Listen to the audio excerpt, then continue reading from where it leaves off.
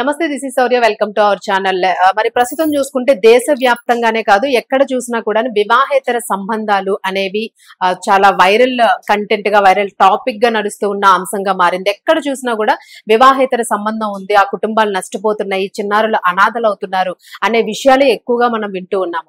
మరి తాజాగా తీసుకుంటే కర్నూలుకి సంబంధించిన ఒక కేసు బయటికి వచ్చిన ఉదంతం మనం చూసాము. అలాగే ఇద్దరు ప్రాణాలను కోల్పోయిన పరిస్థితి కూడా చూసాము. అసలు దీని వెనుకున్న స్టోరీ ఏంటి, అసలు ఏం జరిగింది, ఎందుకు ఒక మహిళ అలాగే ఒక యువకుడు ప్రాణాలను తీసుకున్నారు, దీనికి సంబంధించి మరింత బ్రీఫ్ డీటెయిల్స్ ఇవ్వడానికి ఈ రోజు మనతో పాటు సీనియర్ జర్నలిస్ట్ దుర్గా వడ్లమణి గారు ఉన్నారు. వారితో మాట్లాడతాం. నమస్తే అమ్మా. నమస్తే అండి. మ్యామ్, మీరు చూస్తూ ఉన్నారు, ఇంట్రడక్షన్ లో మనం అనుకున్నదే, సొసైటీలో చూస్తూ ఉన్నాము, ఎవ్రీ డే ఇవి జరుగుతున్నా కూడా ఇవి రిపీట్ అవుతూనే ఉన్నాయి. అసలు మనం ఎలా క్యాలిక్యులేట్ చేసుకోవచ్చు, వాళ్ళ మైండ్ సెట్స్ ఎట్లా ఉంటున్నాయి, కుటుంబ పరంగా ఎలా ఉంటే ఇలాంటివి జరుగుతూ ఉన్నాయి, మీరు ఏం చెప్తారు? ఒకటండి, అసలు ప్రేమించడం అనేది ఓకే, తెలియకుండా జరుగుతున్నది ఎవడు కాదని అంటూ, కానీ ప్రేమలోకి వెళ్ళాక పెళ్లి చేసుకునే ధైర్యం ఉండాలి. పెళ్లి చేసుకోవాలంటే ఏం కావాలి? ముందు ఆర్థికంగా మీరు సెటిల్ అవ్వాలి. అది లేనప్పుడు ప్రేమలు నిలవు. ఎంతకాలం ఉంటాయి మీరు చెప్పండి? ఇప్పుడు పెళ్లి చేసేసుకుంటారు. ఇప్పుడు మీరు సినిమాలు అలాగే చూపిస్తాడు, వాళ్ళకి పెళ్లి అయిపోతుంది అంతే. పెళ్లి అయ్యాక ఏం జరిగిందో ఎవడు చూపించు. మీకు చలంగారు మైదానం కూడా అంతే కదా. ఏం రాస్తాడు ఆయన? ఒక అడ్వకేట్ భార్య ఒక ముస్లిం యువకుడితో వెళ్ళిపోతుంది. ఓకే, మోజ్ అయిపోయాక వాడు ఏమంటాడు? నాకు ఫలానా అమ్మాయి మీద నాకు మనసు ఉంది, నువ్వు తీసుకురావాలి అంటాడు కదా. ఈ అమ్మాయి అబార్షన్ ఎంత ఘోరంగా చేసుకుంటుంది అంటే ఏమి సాధించింది? అది కావాలి చివరికి. అల్టిమేట్ గా ఏమైంది? ఆ పిల్లని తీసుకొచ్చి తార్చింది ఇక్కడ. అంతేనా? అంతే మ్యామ్.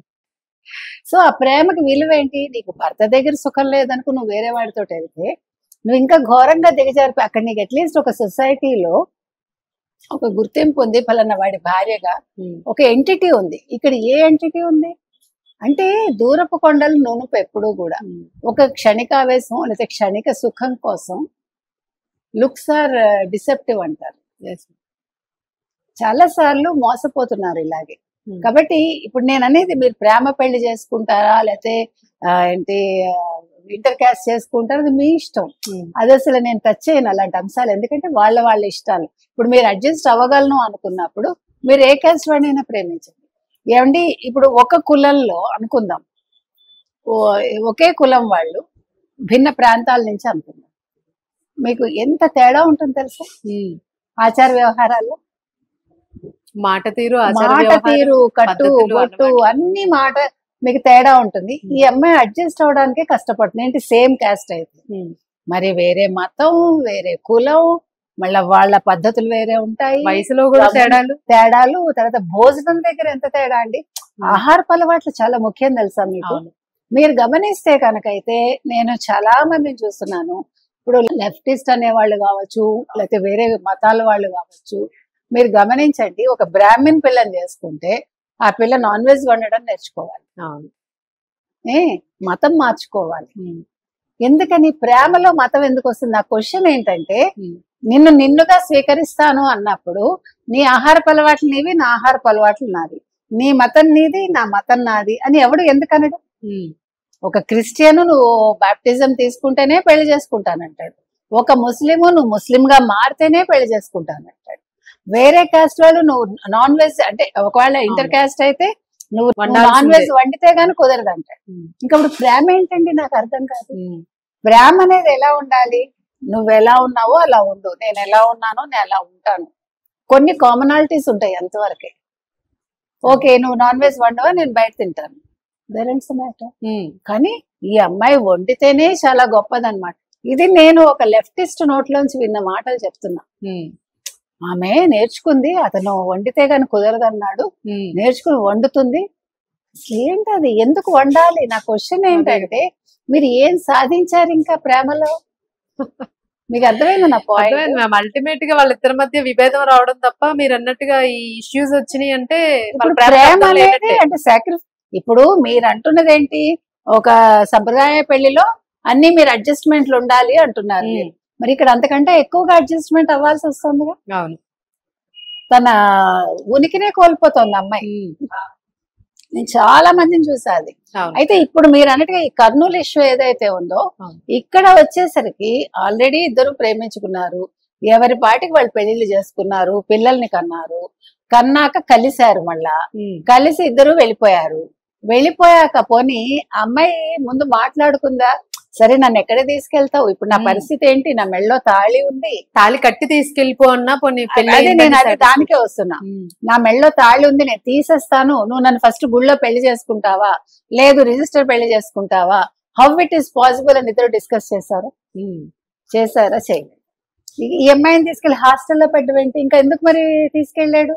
అదే కదా, అతను ఉద్యోగం చేసుకుంటున్నాడు, ఈ అమ్మాయిని హాస్టల్లో పెట్టాడు, మరి ఈ పిల్లకి భవిష్యత్తు అంధకారమేగా. నేను అనేది ఏంటంటే క్లారిటీ లోపిస్తుందండి. అదే పెళ్లిలో కావచ్చు, ప్రేమలో కావచ్చు, వెళ్ళిపోవటంలో కావచ్చు, ఉండడంలో కావచ్చు, క్లారిటీ లేదు.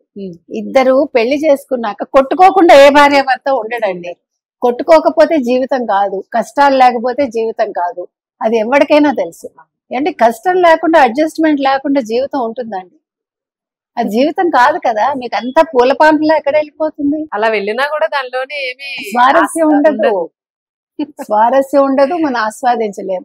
ఇప్పుడు ఎంత ప్రేమగా ఉండేవాళ్ళైనా ఒక్కసారైనా కొట్టుకుంటారు, ఏ ఉండదు, చిన్న విషయానికి కొట్టుకుంటారు, మళ్ళా కలుస్తారు. అందుకనే ఎప్పుడు కూడా విడిపోయాక కలవటం అనేది చాలా మధురం అంటాడు కవులు. కవి చెప్పే ఉవాస అది, అది అనుభవించే వాడికి తెలుస్తుంది.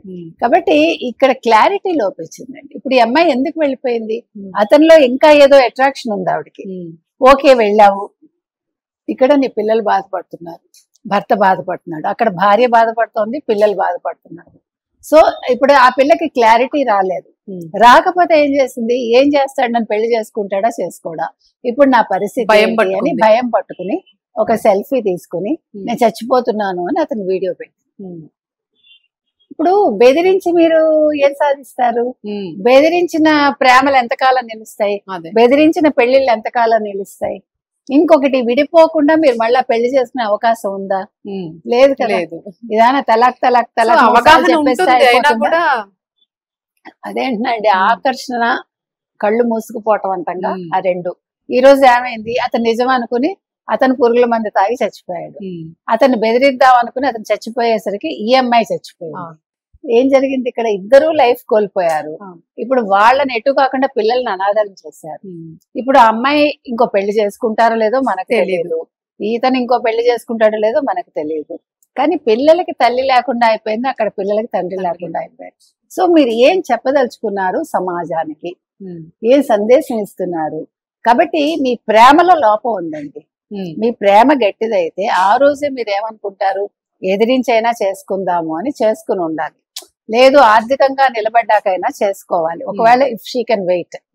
ఇవి లేవండి, ఇప్పుడు నమ్మకం అనేది లేదు. ఆ రోజుకి అట్రాక్షన్ ఏదో చేసేయాలి మనము. ఎంతకాలం వీళ్ళు ఉంటున్నారు కొట్టుకోకుండా, ఎంతకాలం ఉంటున్నారు? ఇప్పుడు ఆ పిల్ల కష్టపడకుండా ఉంటుందా? మొన్న గంటి భానుమతి గారిని ఒక ఆవిడ ఇంటర్వ్యూ చేశాను. చేస్తే ఆవిడ ఎప్పుడూ ఒక నవలాది కథ గుర్తులేదు, ఆవిడ రాశారు.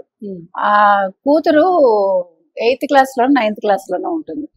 ఆ అమ్మాయి ఎవరినో ప్రేమిస్తుంది. వాళ్ళ మతం కాదు, వాళ్ళ కులం కాదు, ప్లస్ చాలా చిన్న ఫ్యామిలీ వాళ్ళది, అంటే దిగువ మధ్య తరగతి. ఈ అమ్మాయి చాలా మంచి రిచ్ ఫ్యామిలీలో ఉంటుంది. సో ఆ తల్లి ఏం చేస్తుంది, తిట్టదు, కొట్టదు, వద్దందు. మర్నాడు నుంచి నువ్వు పొద్దున్నే తెల్లారకట్ట లేచి నువ్వు గిన్నెలతో ఇల్లు తొడు, పనులన్నీ చెయ్యి, చేశాక భోజనం మామూలు భోజనం పెడుతుంది. చాక్లెట్స్ ఉండవు, పిజ్జాలు ఉండవు, బర్గర్లు ఉండవు, ఐస్ క్రీమ్ ఉండదు, సినిమాలు ఉండవు, అన్ని కట్ చేస్తుంది. ఆ పిల్ల గొడవ పెట్టేస్తుంది వారం. ఇదేంటి mummy, this is your life, నువ్వు రేపు పొద్దున పెళ్లి చేసుకుంటావు కదా, ఇగో ఇలా ఉంటుంది నీ లైఫ్, ఇందుకు ఇష్టమైతే నువ్వు చేసుకో, నాకు అబ్జెక్షన్ లేదు. అక్కడ ఆ పిల్లాడికి కూడా అలాగే చేస్తారు. ఆ పిల్లాడిని ఒక కొట్లో పెడతారు, పొద్దున్న నుంచి రాత్రి వరకు పని చేయాలి. ఈ పనిలో ఈ వ్యామోహం అనేది తొలగిపోతుంది. ఇద్దరికి వాస్తవాలు కళ్ళ కట్టినట్టు వచ్చి, ఈ పిల్ల ఏమో చదువుకుంటానంటుంది, ఆ పిల్లాడు కూడా చదువుకుంటానంటాడు. ఆ తల్లి ఒకటే చెప్తుంది, నిజంగా ప్రేమ ఉంటే మీరు సెటిల్ అయ్యాక అప్పుడు ఆలోచించుకోండి, లేదు ఎవరి దారి వాళ్ళు చూసుకోండి అని చెప్తుంది. ఇది కావాలి. ఇది ఈ కథ ఇవాళ రాయలేదు ఆవిడ, 25-30 ఏళ్ల క్రితం రాసి. చూడండి మ్యామ్, మరి ఈ సహజీవనం మీద 50 ఏళ్ల క్రితం రాసింది కదా.